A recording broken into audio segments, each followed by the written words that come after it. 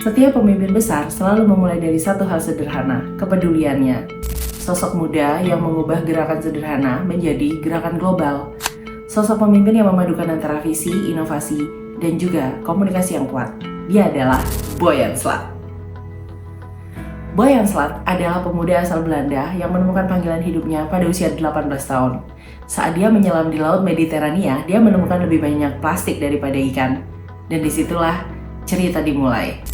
Boyan Slat mendirikan The Ocean Cleanup, sebuah organisasi nirlaba yang bertujuan untuk membersihkan semua sampah plastik dari seluruh lautan dunia. The Ocean Cleanup kini menjadi proyek pembersihan laut terbesar di dunia. Mereka sendiri mengembangkan dua teknologi utama.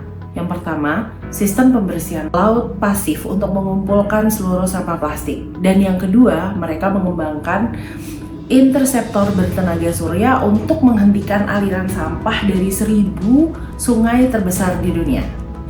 Dari ide remaja sederhana berubah menjadi organisasi global.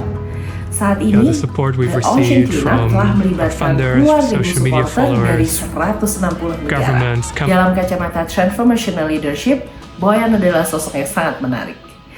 Ia menunjukkan idealized influence melalui keteladanan dan juga integritasnya. Ia membangun inspirational motivation lewat visinya yang sangat berani.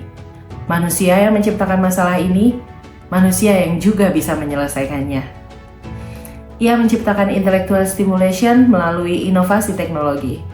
Dan yang terakhir, ia menggerakkan komunitas global lewat individualized consideration. Dari sisi etos, kredibilitas Boyan sangat kuat. Ia tidak hanya memimpin organisasi, tetapi ia memimpin juga melalui keteladanan. Ia membuktikan kompetensinya melalui riset yang nyata, prototipe sangat real, dan kerja keras selama bertahun-tahun. Dukungan tidak hanya datang dari pemerintah, tapi dari ilmuwan, dari perusahaan-perusahaan global dunia yang turut memperkuat otoritas Boyan Slat. It means that right now, Interceptor 1 is cleaning in Indonesia. This is in Jakarta. It means that right now. Namun, kekuatan komunikasi Boyan Slat tidak hanya berhenti pada etos. Dia juga sangat memiliki kekuatan di sisi pathos, yaitu koneksi emosional. Boyan Slat lebih memilih untuk menceritakan pengalamannya yang mengubah hidupnya. Ia menunjukkan gambar lautan yang penuh sampah. Ia menampilkan harapan, bukan hanya ketakutan. Selain itu, ia membuat kita merasakan urgensi dari sampah plastik di lautan. Dan tetap percaya bahwa perubahan itu mungkin untuk dilakukan. For me, the turning point was when I woke up one morning and I opened my phone. Then I saw this photograph of this mountain of plastic on the deck of our ship. That was really the moment that I knew, okay, this can be done. Dan inilah bagian terkuat dari komunikasi Boyan Slat, yaitu logos. Seluruh solusi yang disampaikan Boyan Slat selalu mendasarkan pada data.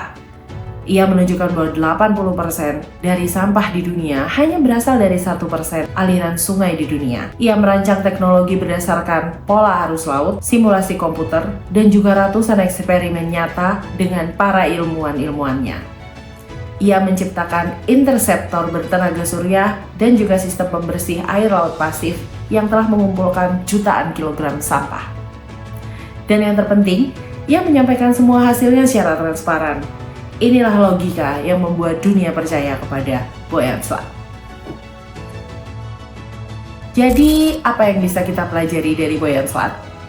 Pertama, kepemimpinan tidak menunggu usia atau jabatan. Kedua, komunikasi efektif membutuhkan etos, pathos, dan logos yang seimbang.